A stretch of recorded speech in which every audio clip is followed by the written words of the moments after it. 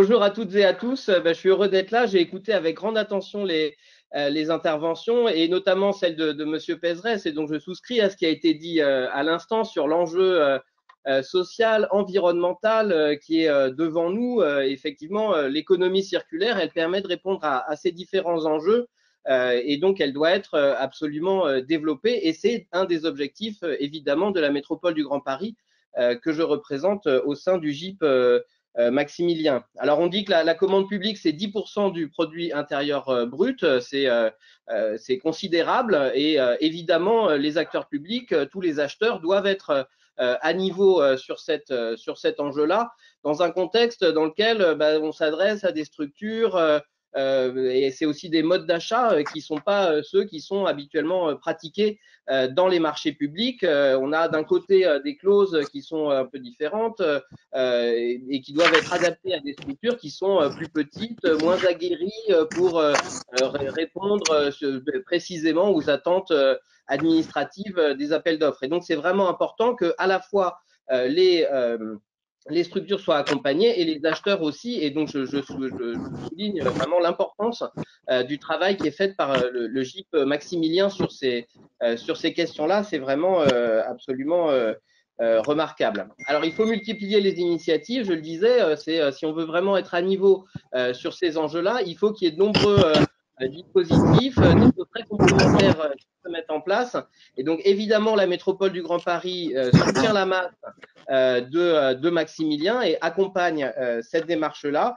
Et puis, la métropole a aussi mis en place un programme achat circulaire qui a été lancé avec l'Institut national de l'économie circulaire, l'Observatoire des achats responsables. Et dans la nouvelle édition qui est lancée en ce moment, on est rejoint par la Maison des Canaux, qui est une structure spécialisée sur l'économie circulaire. Et donc, il y a dans ce programme achat circulaire de la métropole, il y a 75 participants, des acheteurs, mais aussi des élus, parce qu'il faut être capable de former les élus sur ces questions-là, que quand on arrive dans les commissions d'appel d'offres et puis même dans les processus de décision, on soit bien conscient des enjeux d'achat qui sont liés au développement de l'économie circulaire.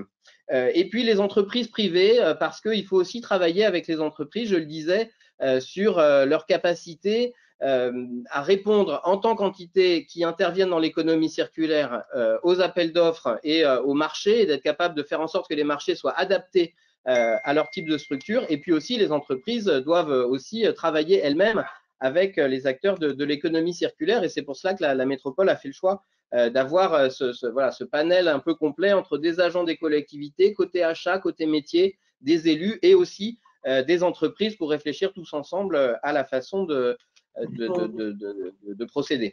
Voilà. Et donc, tout ça est assez très complémentaire, c'est-à-dire qu'il y a le dispositif MAS porté par Maximilien avec tous ces partenaires et qui donc permet d'avoir des échanges comme celui qu'on a eu ce matin et puis des dispositifs plus ciblés, accompagnés sur le programme économie circulaire.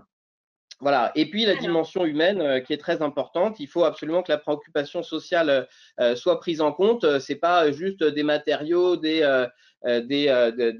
équipements. Il y a aussi des personnes qui doivent être prises en compte. Et évidemment que les clauses sociales vont être très importantes. Et donc c'est pour ça que ce que fait le GIP Maximilien avec la masse est très important puisque vous êtes vraiment sur tous ces aspects. Voilà, je terminerai en disant que le levier de la commande publique est un accélérateur de la reprise dans la crise dans laquelle nous sommes et c'est aussi un accélérateur de la transition écologique. Et donc, il faut vraiment être dans un accompagnement très fort sur ces questions-là. Et donc, voilà, je voudrais souhaiter au GIP Maximilien, aux participants de cette mission, beaucoup de succès dans vos démarches. Et j'espère pouvoir vous retrouver à la fin de la mission pour être témoin des nombreux achats circulaires et solidaires qui vont être mis en place et puis qui vont inspirer de nouveau, on parlait d'inspiration dans la dernière séquence, inspirer les homologues et faire en sorte que toutes ces démarches se développent fortement. Et je nous souhaite un succès à toutes et tous à la mesure de l'enjeu. Merci beaucoup, Monsieur Réfo. Merci beaucoup. Là, on va laisser la conclusion à Valérie Pécresse, présidente de la région Île-de-France.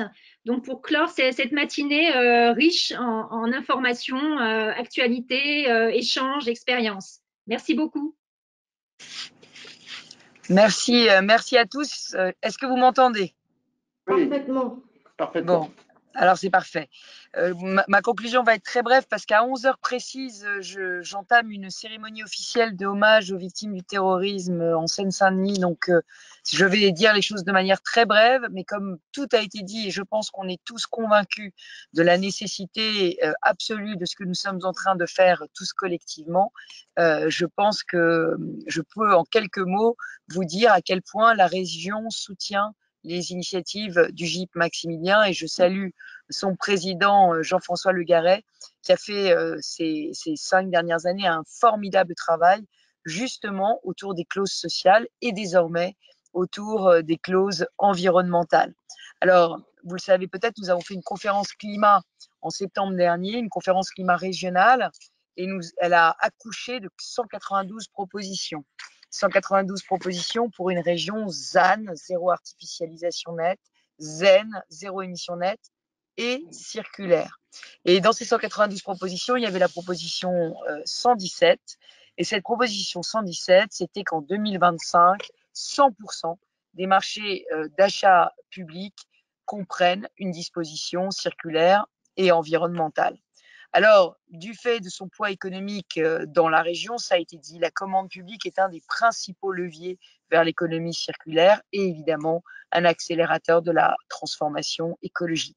Alors, c'est pour cela qu'on a mobilisé le GIP Maximilien pour lui proposer de développer une mission d'accompagnement des acheteurs franciliens pour l'intégration des clauses circulaires dans la commande publique et évidemment sur le même modèle que ce que le GIP avait fait pour la mission d'appui au développement des clauses sociales. Et avec Sophie Deschiens, qui est notre déléguée spéciale à l'économie circulaire et qui malheureusement n'est pas avec nous ce matin, on a été ravis de l'adhésion sans faille des membres du GIP pour relever ce nouveau défi. Et je crois que ça va être un marqueur profond de changement de nos pratiques. Donc, qu'est-ce qu'on va faire? On va attribuer évidemment une subvention spécifique à cette mission d'appui d'achat public circulaires et environnementaux en Île-de-France. Et on remercie tous les autres financeurs publics qui sont avec nous, l'ADEME, l'ADRIE et la métropole du Grand Paris. C'est vraiment un projet pour nous très, très ambitieux qui va permettre de voir se développer sur tout le territoire francilien un accompagnement opérationnel des acheteurs. Et puis, ça va nous permettre aussi de mobiliser les entreprises franciliennes autour de ce très beau projet. On a ciblé les secteurs, mais vous les connaissez déjà, hein, le bâtiment, les travaux publics, le mobilier, la fourniture de bureaux, l'équipement électrique et électronique, les boucles alimentaires, les vêtements professionnels.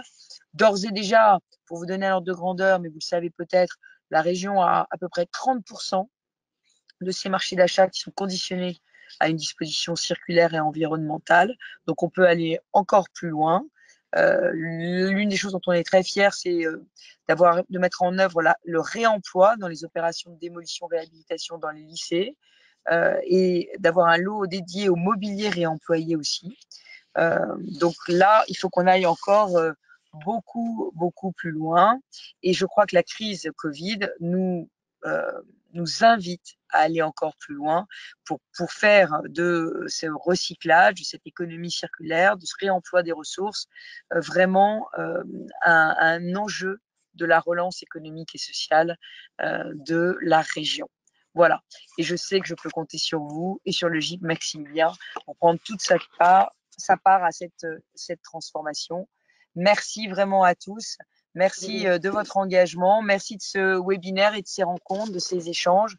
Et merci aussi aux entreprises qui, je le sais, saisiront cette occasion pour faire de l'économie et de la transition écologique par la même occasion. Et je crois que la transition écologique n'est évidemment pas l'ennemi de l'économie, bien au contraire, et elle porte en elle un très beau message social et de préservation de la planète. Merci à tous.